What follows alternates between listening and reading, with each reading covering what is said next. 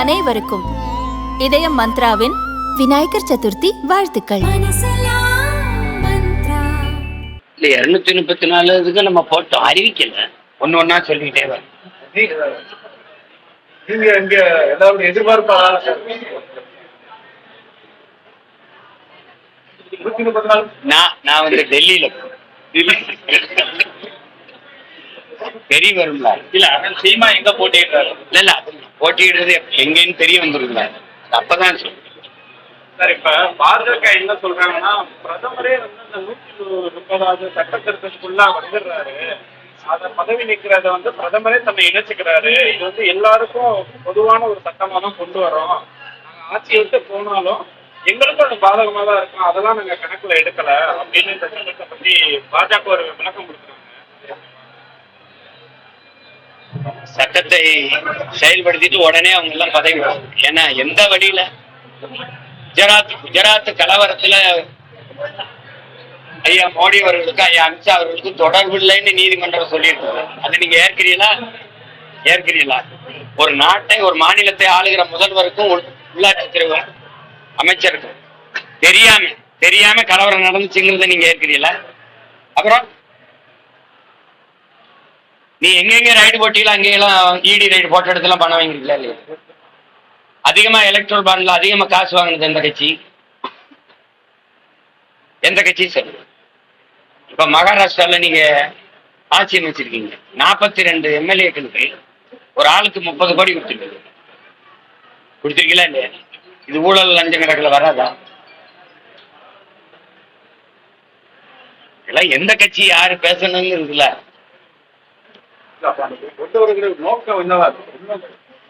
இது நிறைவேறாது.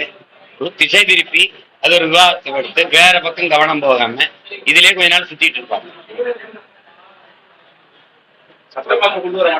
கொண்டு வந்தா முதல்ல அவங்க யாராவது உள்ள இருக்க முடியுமா?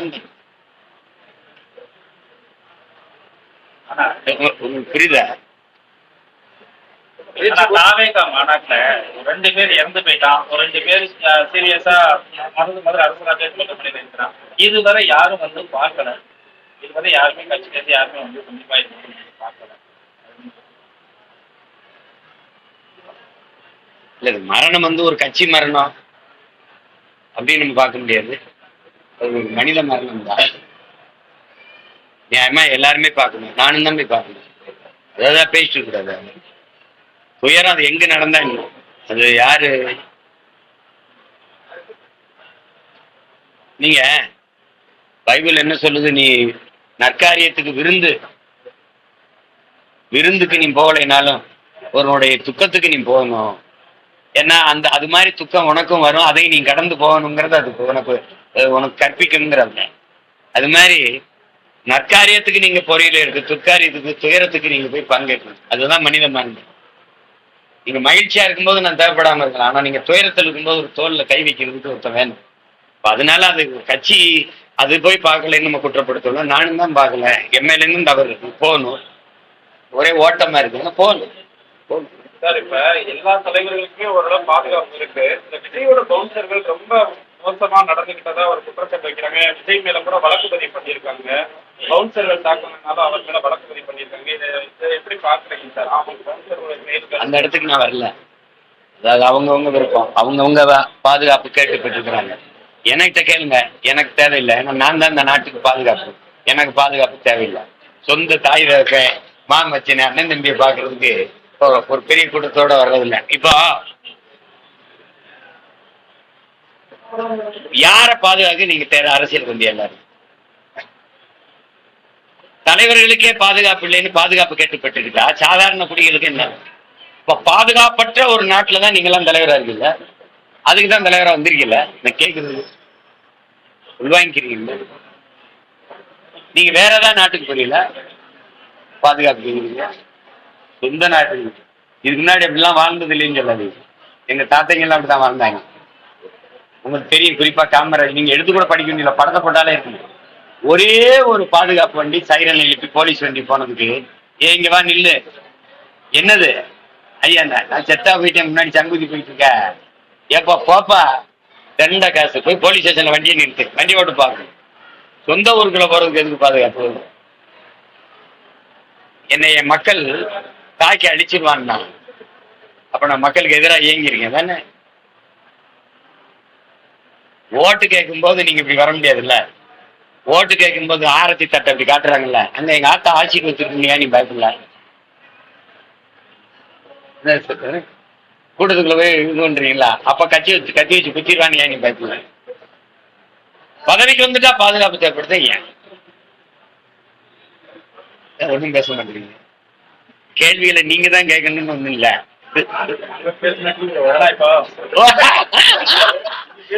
இது உண்மையிலேயே சிறந்த பதில். உண்மையிலே சிறந்த.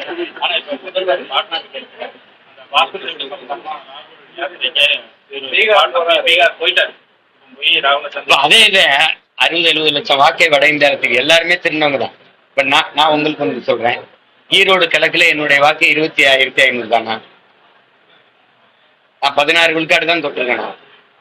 நீங்க வாக்கை சரியா எண்ணீங்களா? என்னலேன்னு நான் சொல்றேன். இங்க பாருங்க, ஓட்டுக்கு காசு கொடுக்கும்போது தடுக்காத தேர்தல் ஆணையம், கள்ள ஓட்டு போடுறத தடுக்காத தேர்தல் ஆணையம், என் ஓட்டை மட்டும் நேர்மையா எண்ணிடுச்சுன்னு என்னை நம்ப சொன்னீங்கன்னா நான் அவ்வளவு பைத்தியக்காரனா?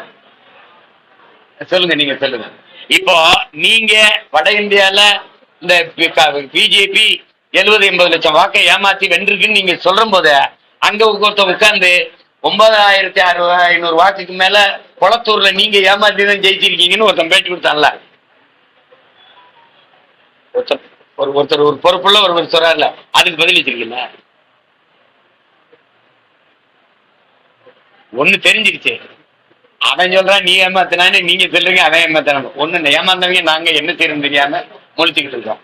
மொத்தமாவே தப்பா இருக்குங்கிறத நீங்க ஒத்துக்கணும். இது மொத்தமாவே தவறா இருக்கு.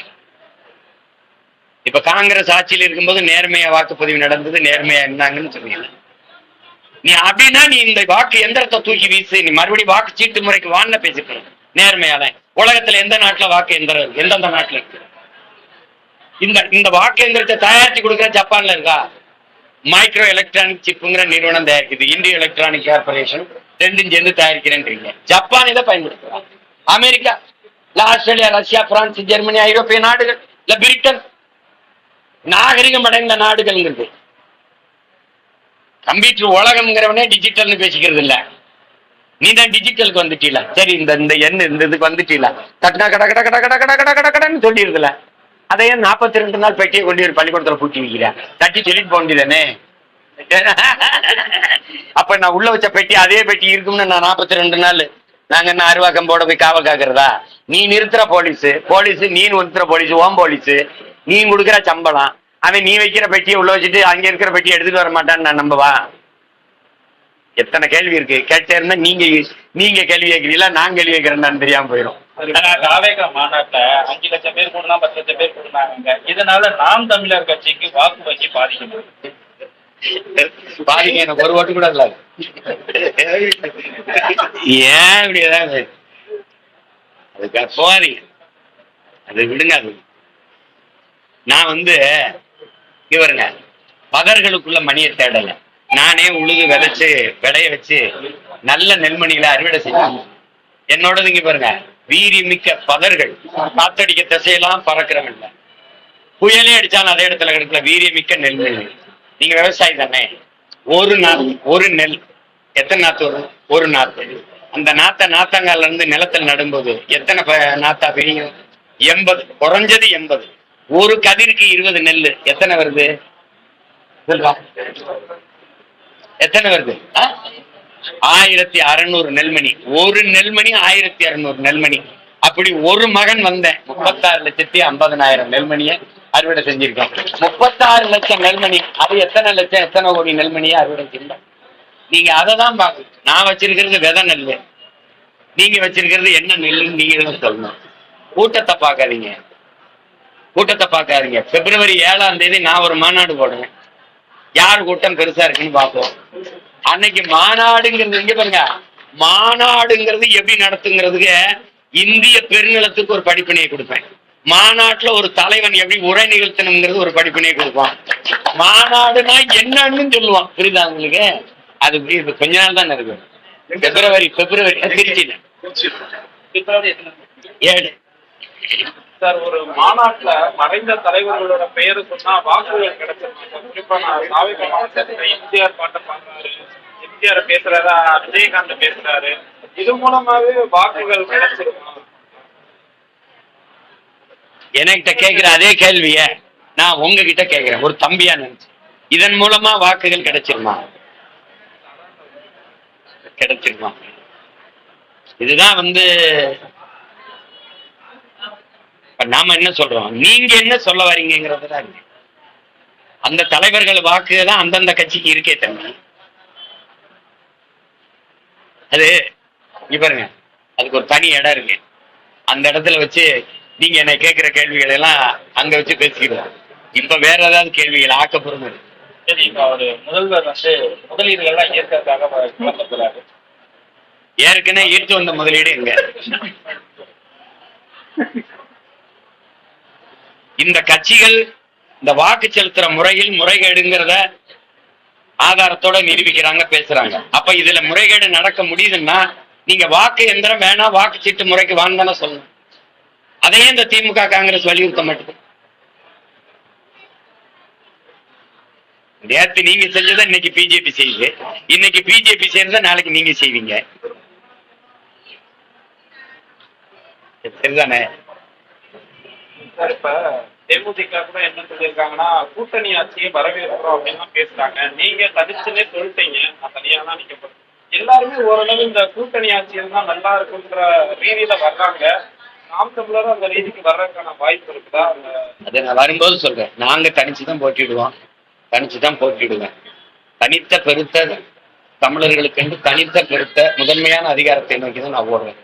அப்படின்னா நான் எப்பவே 2016 அம்மா ஜெயலலிதா அவர்கள் கூட்டணி கூட்டும் போதே நான் போயிருக்கேன். அதுக்கப்புறம் அதிமுக, அதுக்கப்புறம் பாரதிய ஜனதா எத்தனையோ தடவை வலியுறுத்தி கூப்பிட்டு இங்க பாருங்க. அப்ப நான் போகல. எனக்கு ஒரு நோக்கம் இருக்கு. நான் ஏற்றுக்கொண்ட தலைவன் எனக்கு கற்பிச்சதுன்னு இருக்கு. அது வழியில தான் நாங்க போக முடியும்.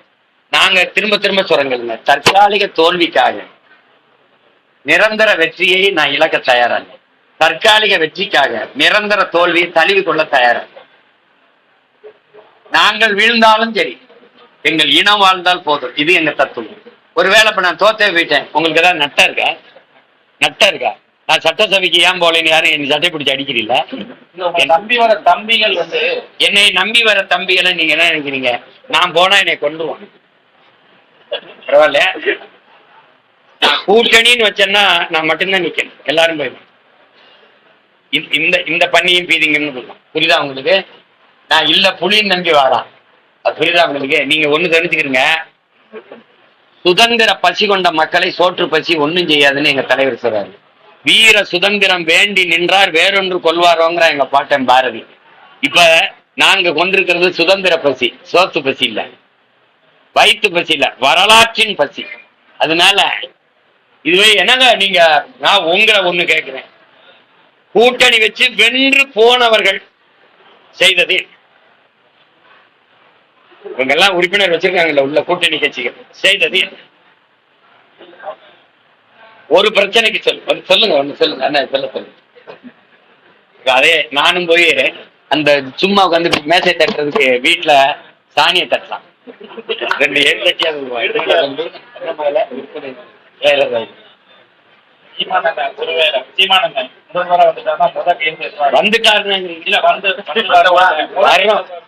முதல் கையெழுத்து முதலமைச்சர் கையெழுத்து போடுவேன், 2வது கையெழுத்து ஒரு 100 கையெழுத்து, ஒரு கையெழுத்து இல்ல, ஒரு 100. அது ஒரு 100 நான் பட்டியலுக்கு படிக்கணும். எல்லா சிக்கலுக்கும் முடிவு. அரசு பள்ளி கல்லூரியில் படித்தவனுக்கு தான் அரசு வேலையில் முன்னுரிமை. புரிதல் நினைக்கிறேன். அமைச்சர் பெருமக்களோ எவரா இருந்தாலும் அரசு மருத்துவமனையில படித்து தான் வேலை செய்யணும். அமைச்சர் பெருமக்கள், மாமன்ற உறுப்பினர்கள், சட்டமன்ற எல்லாரும் அரசு பள்ளி கல்லூரியில தான் படிக்கணும். அவர்கள் பிள்ளைகள் வேளாண்மை அரசு பணி, அது சொல்லிக்கிற பணி. ஆடு மாடு வளர்த்தல் அரசு பணி, நாட்டுக்கோழி பட்டுப்பூச்சி வளர்த்தல் மீன் வளர்த்தல் அரசு பணி. 100 கையெழுத்து, நாட்டின் தலையெழுத்த மாத்திரேன். வேற ஏதாவது? மார்க்சிஸ்ட் கட்சி அலுவலகத்தை காதல் திருமணம் நடத்திக்கிற பயன்படுத்தலாம்ன்றாங்க. அண்ணாமலை கூட பாஜக அலுவலகத்துக்கு வந்தா காதல் திருமணம் நடத்திக்கிறோம் சொல்றாங்க. எல்லாரும் இப்படி பேசுறாங்க. ஆனா ஆணவ படுகொலை நடக்குது, அதுக்கு ஒண்ணும் பேச மாட்டாங்க. எப்படி நடக்குது? அதான் கட்சி அலுவலகங்கள் கல்யாண மண்டபமா மாறிக்கிட்டு இருக்கு. அதுல மகிழ்ச்சி தான். என்னன்னா அதுல என்ன பெரிய திருத்தம் இருக்கு? அதுல என்ன பெரிய இது இருக்கு? இது ஒரு பெரிய சேவையா? அதே பாரதிய ஜனதா அலுவலகத்துல ஒரு இந்து பையனுக்கு இஸ்லாமிய பெண்ணை திருமணம் பண்ணி வைப்பாங்களா? இஸ்லாமிய பையனுக்கு இந்து பெண்ணை திருமணம் பண்ணி வைப்பாங்களா? நான் கேட்கறதுக்கு பதில் சொல்லு.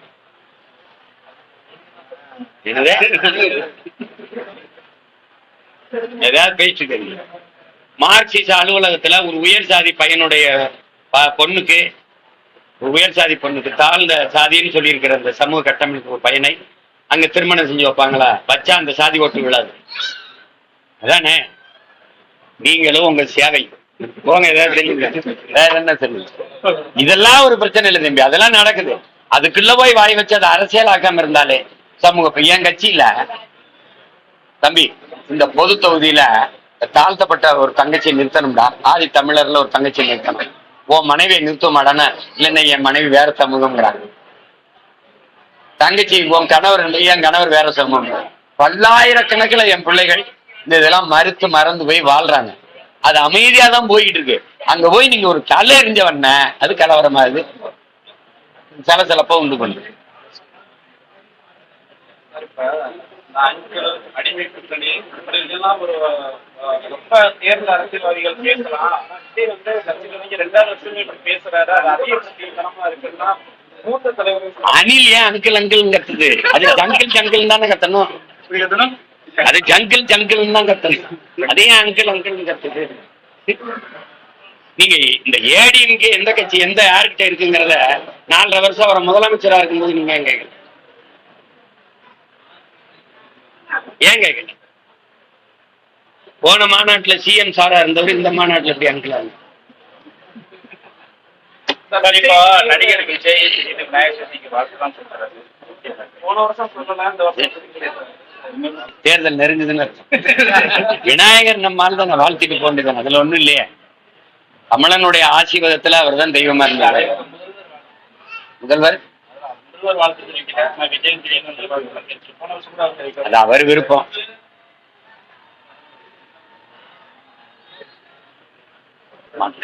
மக்கள் பெருவாரியான மக்கள் அதை போற்றுறாங்க, கொண்டாடுறாங்க.